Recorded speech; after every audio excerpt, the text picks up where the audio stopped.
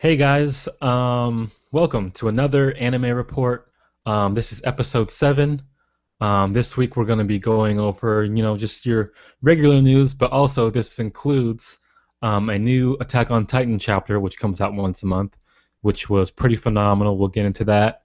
And also, I'm going to be giving you guys a review of the movie Battle of Gods, Dragon Ball Z Battle of Gods, that just came out in America. It's been out in Japan for a while. I've already seen it before it came to America, but I'll be giving you guys my overview of what I thought about it. There might be a little bit of spoilers in it, but not too much if you guys haven't had a chance to go check out the movie. So let's get started.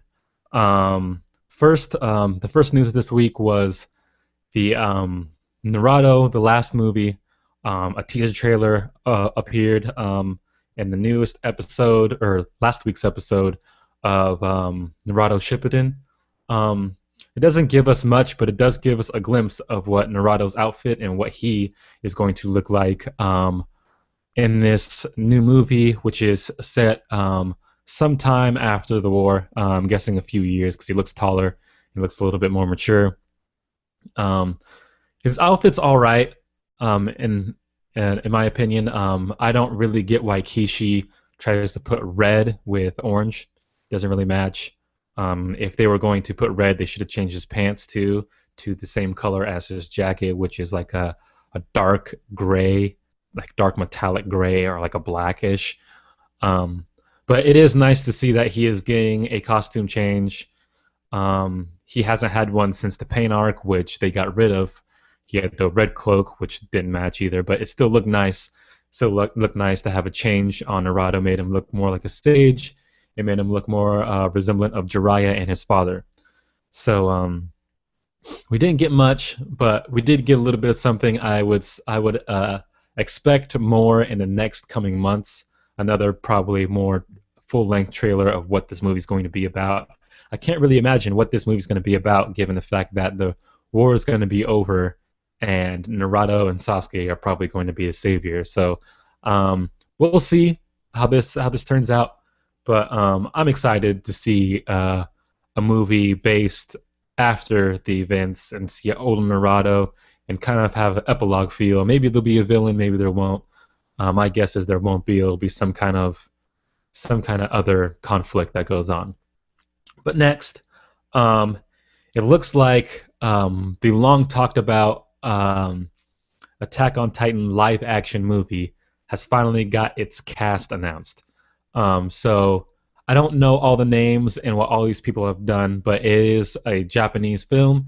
So all these people, a lot of us probably don't recognize. I have in a description for this video.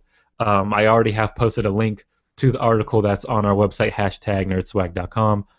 And you can go and check out what these people look like and what their names are, and you can see what other films they have done in the past in Japan. And that's pretty much it. There is also another, in the article, there is another video showing what a little bit of what the Titans are going to look like. They were in a car commercial in Japan. I'm guessing that the Titans are going to look a little bit better than that. Since this is just a car commercial, I would imagine the CG is going to look better in the actual movie, since they're going to take more time developing what the Titans are going to look like and polishing the overall CG and animated effects. So, but you can get a glimpse of what they're going for in that commercial. So feel free to go and look at that article. It's already posted in the description of this video. And if you, for some reason, can't find a description to this video, just go to our website, #nerdswag.com, and you will see the article there, and you can feel free just to look at everything. Also, I'm having trouble with my question and answer app, but it is live, so feel free to ask questions, but I might not get to them until next week, just to forewarn you guys. So next in the news is Cowboy Bebop coming to DVD and Blu-ray. Now, this isn't that big of news, but it is coming to Blu-ray, which is a pretty cool thing. You know, you'll get a little bit more of high def with these episodes, and maybe we'll get a little bit more content. I don't know what kind of content it would be, but maybe we'll get some more content with the DVDs, or the Blu-rays, I mean. Maybe it'll come with the the movie, the Cowboy Bebop movie that came out. But that's pretty cool. If you're a collector, and I know a lot of anime fans are, because a lot of you guys who make videos have a whole bunch of anime stuff in your backgrounds, like shelves and books of anime and movies, or manga, I mean, in movies. But yeah, if you're a collector, this is something you would definitely want to go get. Blu-ray, Cowboy Bebop, one of my favorite anime of all time. If you haven't checked it out, go check it out. If you don't like anime, you'll probably like this. Um, all right, and that's it for that. So next is the final trailer, which I hope it's a final trailer, but it seems like it's the final trailer for Naruto Shippuden Ultimate Ninja Revolutions has surfaced. There's a link in the description again. You can check out the article. It's not really anything that is too new to us. It's just pretty much a hype trailer to get more people to go get the game, pretty much. I've already played the game. I played the demo, and it was all right. It definitely needs to be upgraded for next gen because the graphics definitely look like last gen. They haven't really gotten any better over the course of the past like 5 years. So yeah, I mean, if you're a Naruto fan, this game is definitely going to be fun for you. I enjoyed it, but there definitely needs to be some changes to the graphics and a little bit to the gameplay too, because it's kind of a little bit repetitive. So yeah, let me know what you guys think about these games. I remember when I was in college, I played a lot of the first Naruto Shippuden Ultimate Ninja Storm. It wasn't even Naruto Shippuden; it was Naruto Ultimate Ninja Storm. And me and one of my best friends, Bob Murdoch, who is actually part of the Nerd Swag family, he does a little bit of reviews here and there. Me and him went to college in Oregon, and he went to Oregon State. I went to Western Oregon, and he'd come over all the time, and we'd play this game. It's definitely a really fun game to play with friends. We'd be screaming a lot all the time, and a lot of our dorm room neighbors would get pretty mad at us. But that's besides the point. Let's get on to the next article, which is a pretty big article.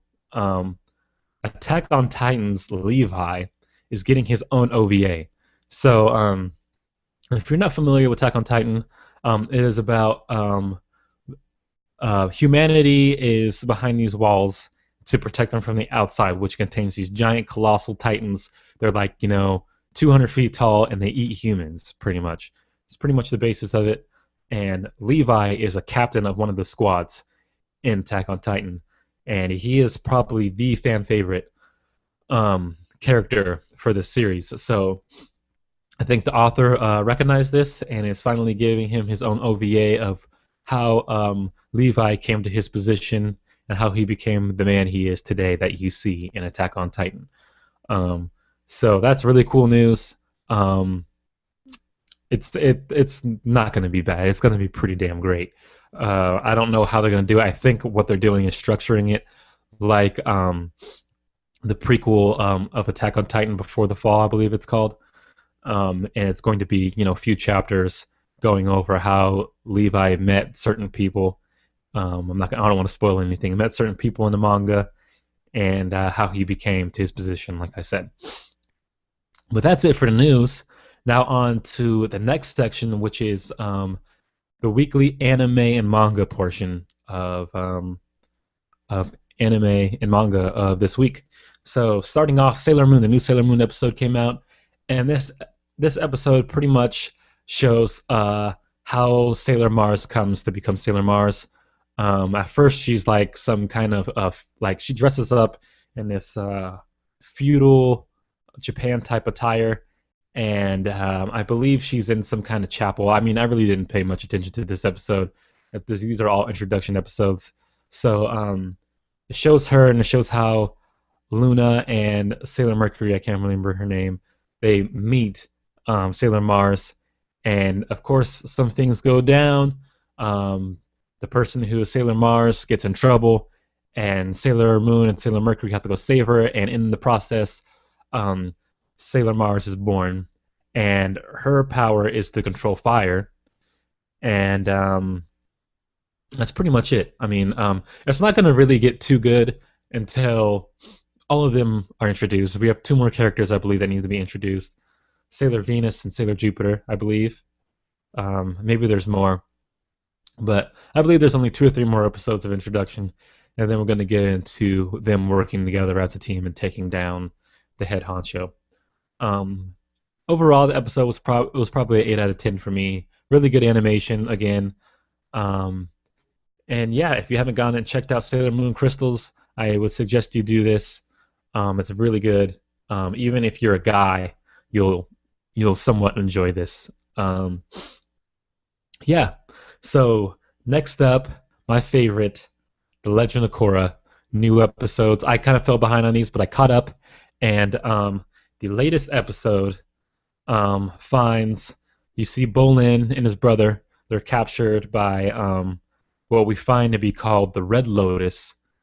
They're captured by them, and or actually they are captured by the Red Lotus and then given to the Earth Queen in exchange to try to get Korra, since the Earth Kingdom captured Korra when Asami was escaping with Korra to get out of the village that they were, or get out of part of the Earth Kingdom they were at, to escape from the Red Lotus. And Korra went into the spirit world to follow the Red Lotus, and that's when we find out that, or that's when the Red Lotus find out that Korra is in the village section of the village, and they go and try to capture her, and she's immobile when she is in the spirit world because she's meditating. So they try to defend for Korra, but the Red Lotus is too good. They're way too good. And Bolin and his brother get captured. Bolin and Mako. So now we are seeing Asami and Korra get captured by the Earth Kingdom, and they're getting transported to the main Earth Kingdom. Like, they're on outskirts. Now they're getting transported to the main part of the Earth Kingdom, to the Queen. And that's when we see the Red Lotus come in and try to do the exchange for Korra, and the Earth Queen acknowledges it and says, okay, that's cool. And then we get Korra escaping and bending her way out, and she ends up crashing. She ends up messing up the instruments on the ship, and they end up crashing, and then they have to rebuild the ship pretty much. And the Red Lotus find out that Korra escapes, and what they pretty much say is, well, there's really no point in going after her because she's probably long gone. So what they do is they the Red Lotus is against all kind of government. So they're trying to make the world its own world without government, without corruption, and they end up killing the Earth Queen. So they tell the residents of the Earth Kingdom, hey, you guys are free. We killed the Earth Queen, and you guys are free to do whatever you want. So it seems that majority of Earth Kingdom is fine by that, especially the lower outskirts, because they're pretty much crapped on. So they tear down the wall surrounding Earth Kingdom, and everybody starts flooding out, cheering, and then they let Mako and Bolin out and tell them, hey, there's a message that we want you to send the Avatar. So pretty much what their plan is try to get the Avatar to come to them. We still don't know what they want to do with the Avatar. And it seemed when the Red Lotus talked to Korra, she didn't totally disagree with what they were saying.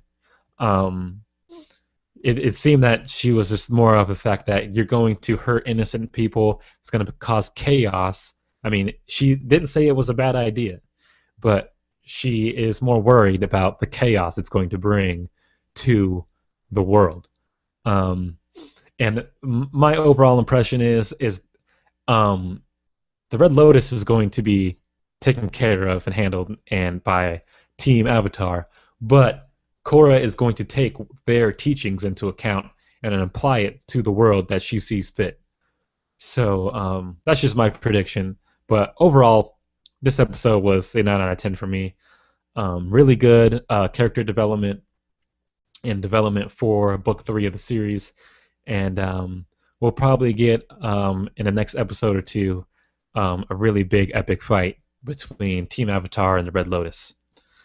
And yeah, that's it for that episode. That was a lot longer than the Sailor Moon episode review.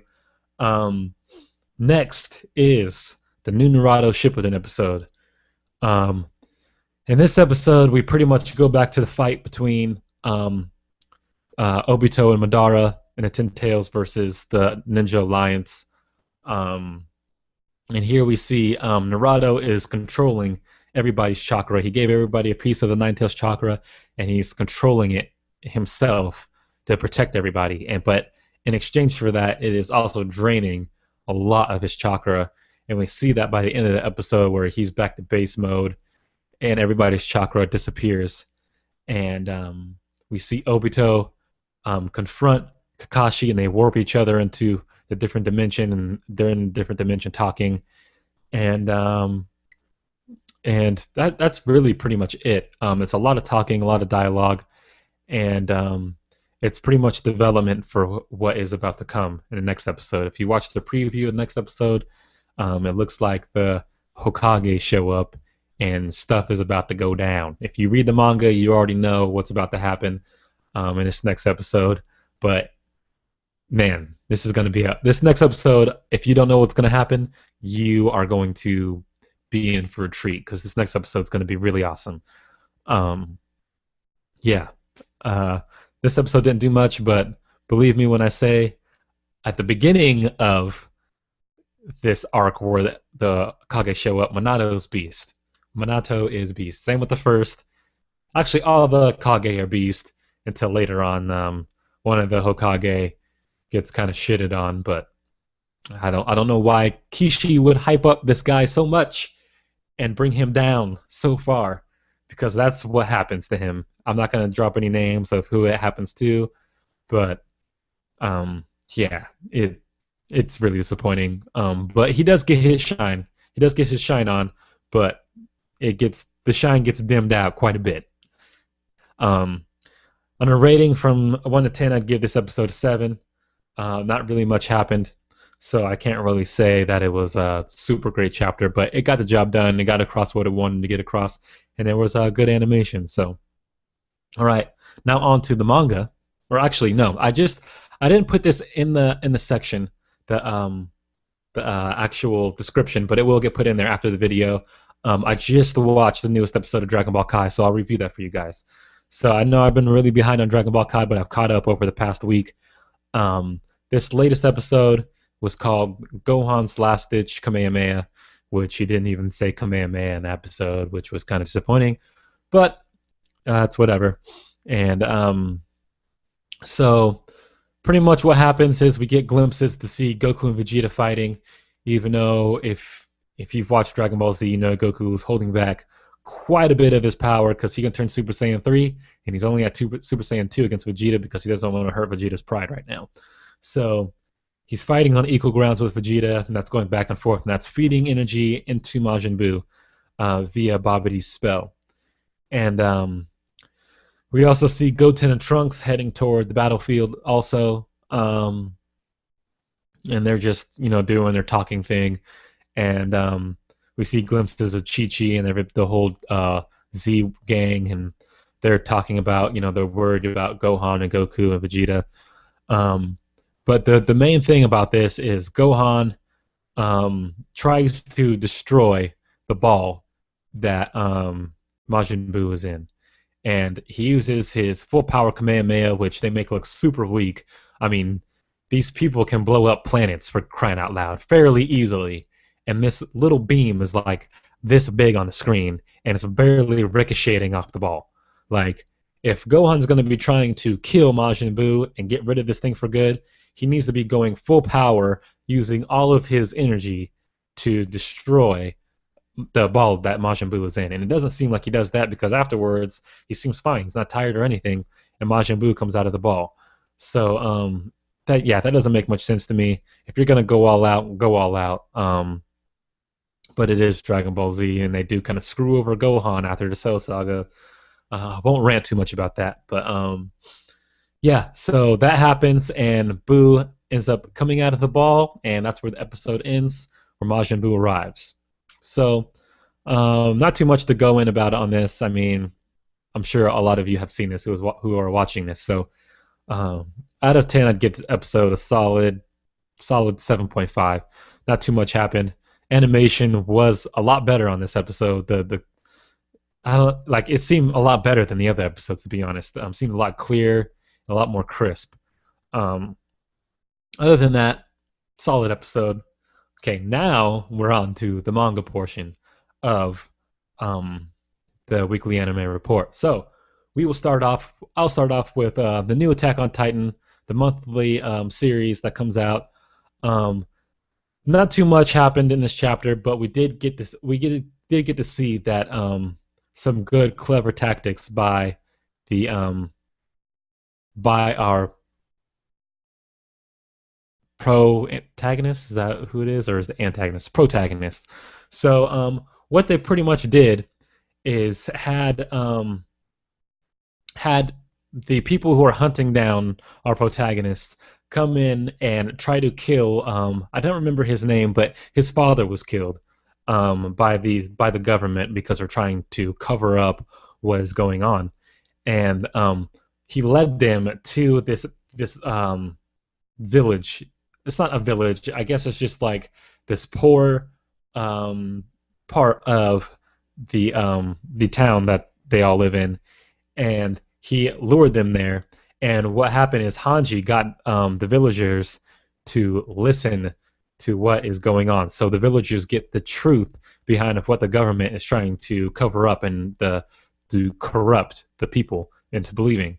So he got them to pretty much tell them that they're just taking orders for the government, and they killed his father on government orders um, because he was pretty much going to let out information that they didn't want him to let out. And they even Hanji before this went to the newspaper. They tried to tell the newspaper, hey, all the stuff that you guys are writing is corrupt. And one of the younger guys is all in for this, but the older guy, he's like, I don't know if I should do this because I have a family, and what they'll do is they'll come and kill my family, and they'll come and kill my family in order to shut me up. Pretty much, they'll threaten to kill my family, and they will kill my family.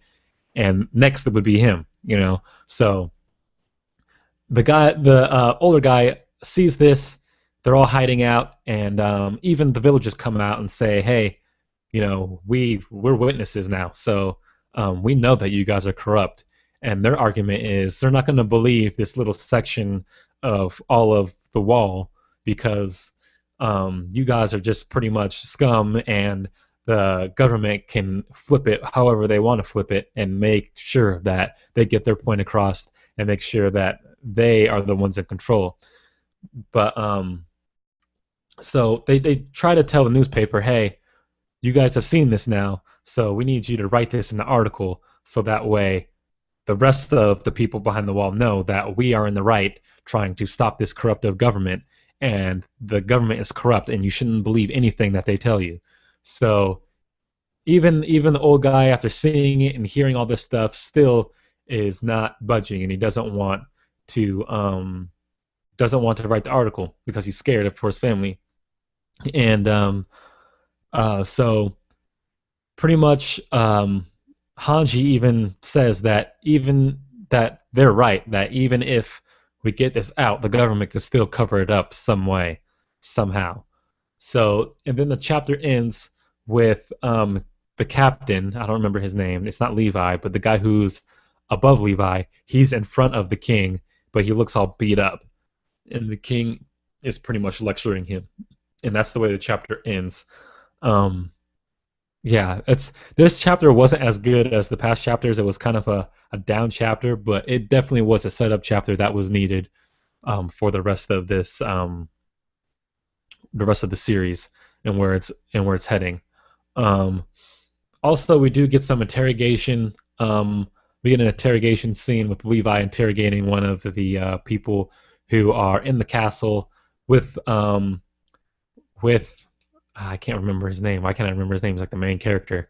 Um, with Aaron and the girl who is the the um, the pretty much the heir to the throne, and they're trying to have her become the new queen, because she pretty much is the queen. Um, so they're pretty much trying to go raid that because shit did not go well. It went bad, and they're trying to go in and save Eren and whatever her name is. Can't remember off the top of my head because I read too much manga and anime and watch too much anime, remembering all these characters' names. But that's pretty much it. That's the gist of it. I would give this chapter a solid 9 out of 10. This this manga is pretty much like freaking a soap opera, but like a good soap opera, because there's so much like this author put so much time and consideration into thinking everything through, because there's so much information every chapter and there's so many cliffhangers in every chapter that he had to have sat down for at least a year to go through everything he wanted to do and all these little niches he puts into his writing. It's quite phenomenal, to be honest, because I've never seen anything in a manga like this. But yeah, if you haven't started reading Attack on Titan, it's on chapter 60 now. You can catch up in a day or two, probably 2 or 3 days actually, because these chapters are pretty long. But so all right, did I? Okay, yeah, that was Attack on Titan. All right, kind of losing myself here. All right, so now next is the Naruto manga. The new manga came out this week. This manga was not that great. There was a lot of, not a lot, just one big thing that did not make any sense at all, and it's been getting, Kishi's writing has been getting worse and worse ever since the war arc started, and this was kind of like the precipice, the mountaintop, the climax of bad writing Kishi has been doing.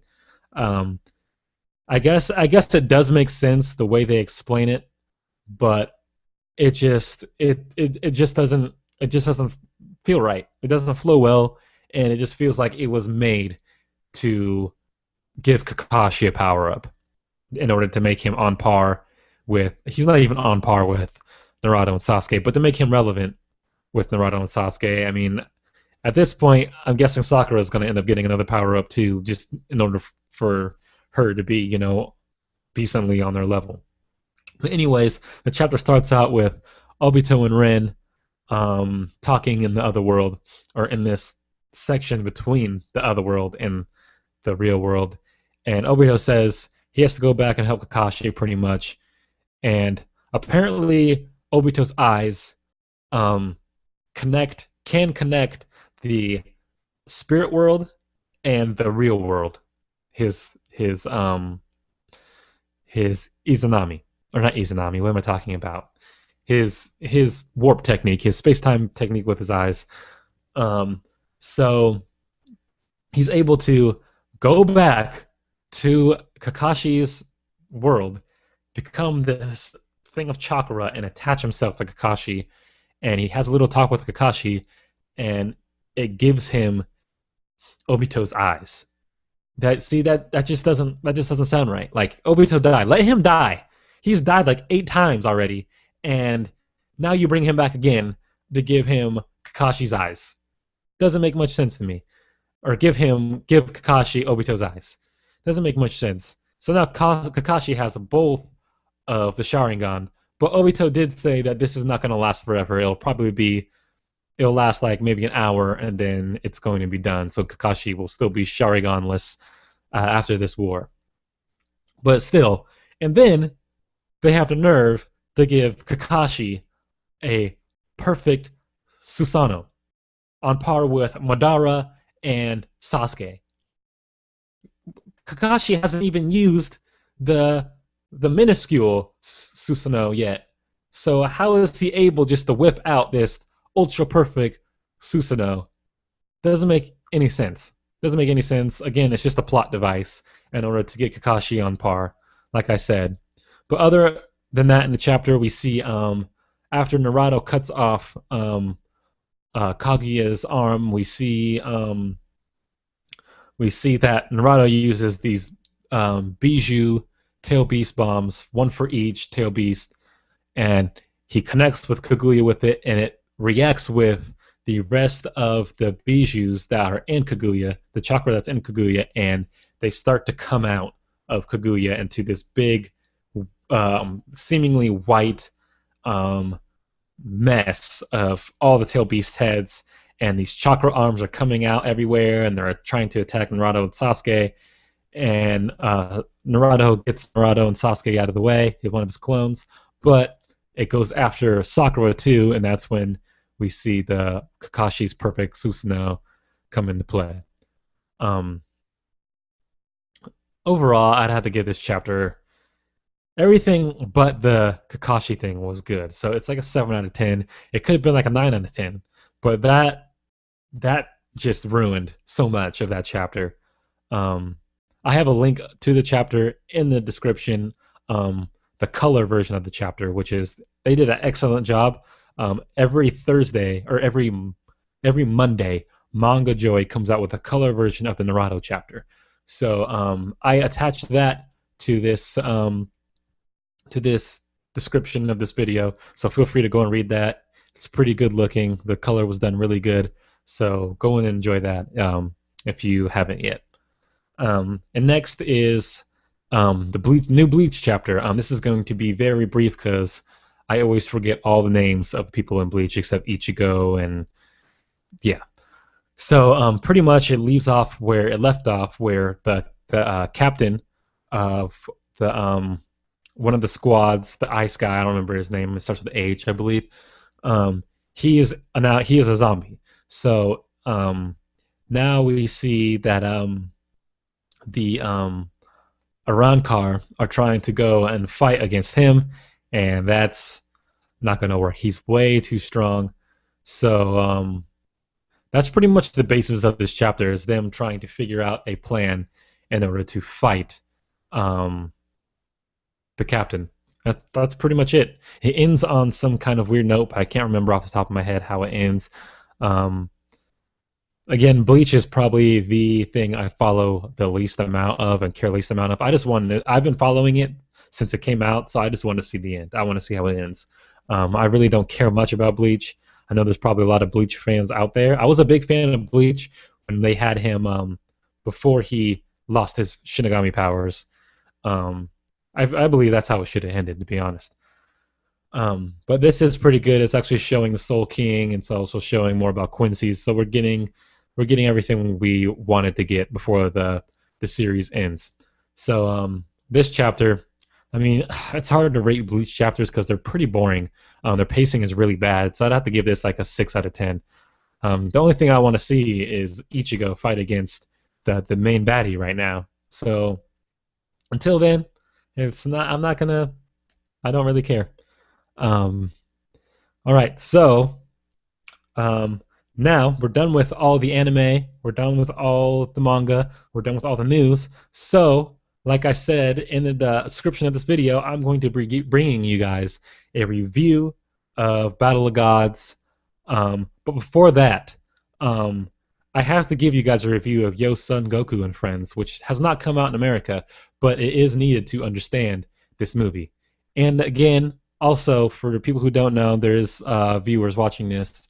My Q&A is not working for some reason, but it is up. If you want to post questions, feel free. I will answer them in next week's video, or I will reply to them in the comments section once this is uploaded to YouTube. So please feel free to ask questions about anime and manga related stuff, and I will get to them as soon as I can. All right, so now my review for Yo Son Goku and Friends. This is based a few years before Battle of Gods. It's based after the events of Buu, and pretty much what this is Hercule, or Mr. Saturn, whatever one you want to call him. He is holding a banquet for his new hotel he's coming out with, and he invites everybody who participated in the Buu actions, the Buu saga, and helped defeat Buu, because of course Hercule took credit for defeating Buu, as we all know. And so we get to see everybody goes to this banquet, all the Z fighters, they all round up again. It's pretty much this joyous occasion because they haven't seen each other in years. So when they get there, they sense these two Saiyan space pods that arrive, and soon after that, um, we find out that Vegeta actually has a younger brother. I can't remember his name. I think his name's Tarble. His name's Tarble, I believe. And when he gets there, he tells Vegeta, "Hey, there's these two guys that have been following me, trying to kill me for some reason. We don't ever find out why. Um, and I need your help." And they ask, how strong are these guys? And he tells them that they're pretty much on par with what Frieza was. And we find out that these guys were actually considered for the Ginyu Force. They were on the same level as the Ginyu Force back in the day when the Frieza saga happened. So they now have become as strong as Frieza, and everybody's just like, oh yeah, we don't care because Frieza, in hindsight, isn't really that strong. But they do allow Trunks and Goten to fight against these two attackers because that's a good fight for them. They're probably on par with Frieza at their age and at their power levels. So they fight against them. Long story short, they fight against them. They transform into Gotenks in order to fight against the fused. Apparently, these Avocado, that's their names, they can fuse just like Goten and Trunks do. So they end up fusing into Gotenks and beating them. But then Goku has to step in and save the day because the job really just didn't get finished by Goten and Trunks. And it's not really a big deal. Goku kind of he transforms into a Super Saiyan even though he doesn't need to. And yeah, he defeats them. And that's Yosuke Son Goku and friends. It's pretty much to celebrate the 20th anniversary of Shonen Jump. And it is considered canon in the Dragon Ball universe. So you do need to go watch this before you go watch Battle of Gods. You can find it anywhere. It's called Yo Son Goku and Friends Return. So go check that out, and then go watch Battle of Gods. So now on to my review of Battle of Gods without being too spoilerific. If you haven't seen it, you can watch it online with subs, or you can go see it in movie theaters now with the actual dub, which from what I've heard is pretty good, but I won't watch it until that ends up becoming a thing on TV. So Battle of Gods takes place a little after Son Goku and friends, and it pretty much is, there's this guy called Beerus who is the god of destruction, and he wakes up from his slumber. He's been sleeping for a long amount of years, and he finds out about Goku. And apparently, in Beerus's dream, he finds out, or he dreams about a Super Saiyan God.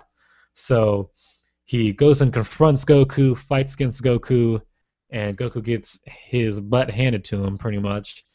And he's like, "No, this isn't Super Saiyan God." And he asks Goku if he knows about Super Saiyan God, and Goku's like, "I've never heard of it, but I've heard of Super Saiyan." And he spars with Beerus, and Beerus kills him, doesn't kill him literally, but he figuratively kills him even in Super Saiyan 3 mode. So the next step is Beerus goes to Earth, asks Vegeta about God mode, and he doesn't know about it. So they end up fighting over various things, and then Goku shows up. They get they have the Dragon Balls there at the party, and at Bulma's birthday party, and they ask Shinron about what is the Super Saiyan God, and Shinron tells them that it's the combined power of 5 Super Saiyans. I believe it's 5. And so what really irks me about this movie is we see Gohan turn Super Saiyan in order to give Goku his Super Saiyan God powers, even though he shouldn't be able to turn Super Saiyan. Am I correct? After he becomes Mystic Gohan, shouldn't be able to turn Super Saiyan. But he turns Super Saiyan in this movie, and if you're going to make him turn Super Saiyan, well, that means that it should multiply his Mystic Gohan base form. Am I correct? So he should be stronger than everybody. Like miles stronger, like just leaps and bounds stronger than everybody. But he's not. So luckily they're coming out with another movie, but hopefully they can fix that in that other movie, but I'm not going to get into that. So we see a fight between Beerus and Super Saiyan God Goku, and it pretty much ends with Goku losing to Beerus, but Beerus does not destroy the Earth. Um, so because Beerus apparently has used too much of his power, and at the end of the movie, you find out that Beerus was only pushed to 70% of his power. Um, but they are making another movie here coming up soon, so maybe it'll be a Battle of Gods too. Maybe it won't, but hopefully, um, it'll expand on the gods and the whole universe, because apparently this is the seventh universe that Goku is in, and there's seven different universes, and there's seven death gods or destruction gods. So hopefully it expands on that and somehow elaborates and continues the story of Dragon Ball Z, because that's what everybody wants to see. Overall, this movie is a 9.5 out of 10. The only thing that bothered me was, like I said, the Gohan thing. They're so inconsistent with that. Like, if he can turn Super Saiyan, they need to explain how he can turn Super Saiyan, and they need to explain why he's so weak in his Super Saiyan form. They need to explain it. That's all. That's all I'm asking for is an explanation. Um, but other than that, very solid movie. I suggest you to go see it if you haven't. Animation is super good. The fight scenes are super good. The storytelling is really funny. I didn't get into that part, but there is a lot of funny parts and a lot of parts excluding what you see with Goku and Beerus and stuff like that. It definitely has more of a Dragon Ball feel to it than previous movies. But anyways, that's that, and that is the end of this week's weekly anime report. Make sure you come back for episode 8 next week, where I will be bringing you all the news in the anime and manga, and maybe I'll bring you another review of something that I haven't reviewed yet. I know I'm really super behind in anime and manga reviews, like series reviews, so maybe I'll bring you guys another one next week, along with the weekly anime report. So I hope you guys enjoyed the show. Make sure you leave questions or just general comments of what you thought in the comments section on YouTube. Also, make sure you like this video and subscribe to NerdSwag. You guys have been doing a really good job of that. We're already over 200 subscribers, so thank you so much for that. We really appreciate that.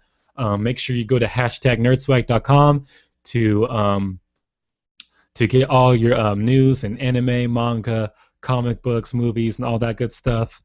And make sure you share this with your friends if you think they're interested. And I will see you guys next week. Until next time, you guys. Peace.